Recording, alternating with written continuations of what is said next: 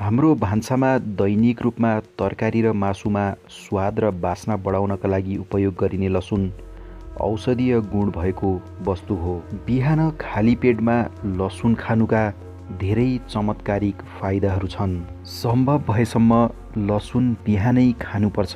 खाली पेटमा लसुनलाई काँचो खानु बढी प्रभावकारी हुन्छ, किनभने पकाइएको लसुनमा औषधीय गुण एकदमै कम भइसकेको हुन्छ।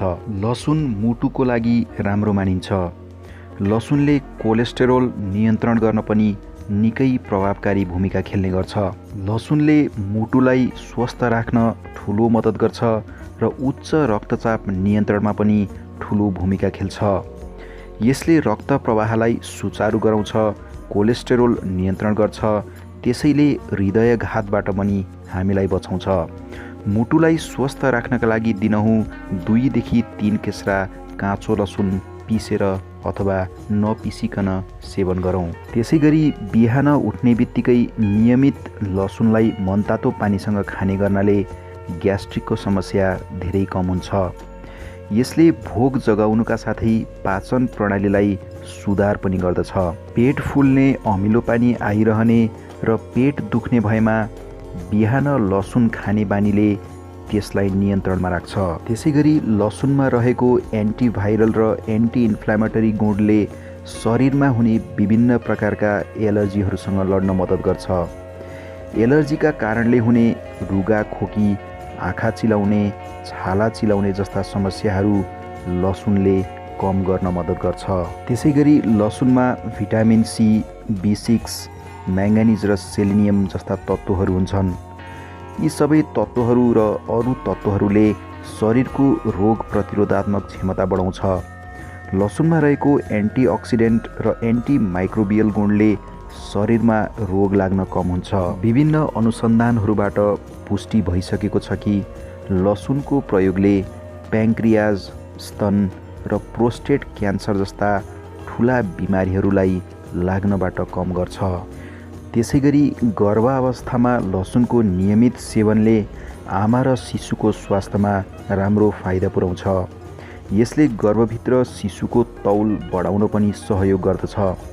गर्भवती महिलालाई यदि उच्च रक्तचाप छ भने उनले 9 महिनासम्म लसुनलाई कुनै न कुनै रूपमा सेवन गर्न राम्रो मानिन्छ।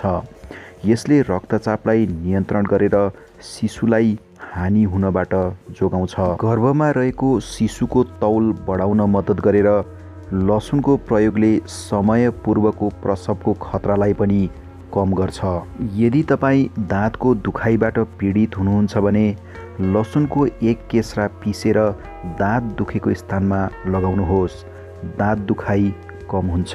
त्यसैगरी महिलाको महिनावारी ठिक राख्न र पुरुषको वीर्य वृद्धिमा पनि लसुनले मद्दत गर्छ। यति धेरै फाइदाहरू हुँदाहुँदै पनि लसुनका केही बेफाइदाहरू भने पक्कै छन्। लसुनको प्रयोगले सास गनाउने हुँदा मानिसहरूसँग घुलमिल गर्न अप्ठ्यारो बनाउँछ। त्यसैगरी यसले रगतलाई पातलो बनाउँछ, जसको कारणले रगत पातलो बनाउने औषधि सेवन गरिरहेका मानिसहरूले लसुनको अत्यधिक प्रयोग गर्नुअघि चिकित्सकको परामर्श लिनुपर्छ।